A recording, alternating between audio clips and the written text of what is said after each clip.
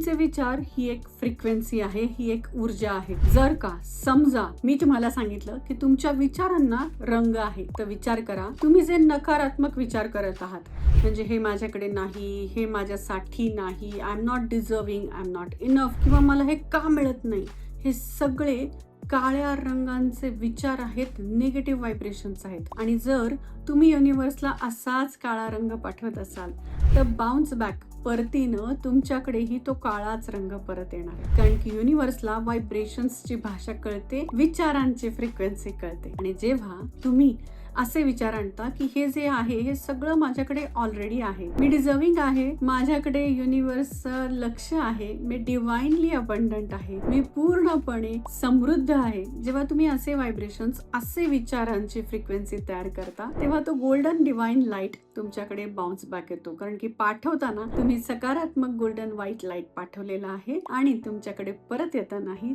तसाच विचारांचा रंगही परत येतो. त्यामुळे तुमच्या विचारांना एक फ्रिक्वेन्सी असते आणि त्याचमुळे ते विचार कुठले करायचे हे तुमच्या हातात आहे. निगेटिव्ह विचार आले तर डिलीट करायचं आहे आणि चांगले विचार अगदी प्रॅक्टिसनं आणायचे आहेत. कमेंट्स मध्ये लिहा आय एम डिवाइनली कनेक्टेड, म्हणजे मला कळेल की हा विचार गोल्डन लाईट प्रमाणे तुमच्यापर्यंत पोहोचलेला आहे.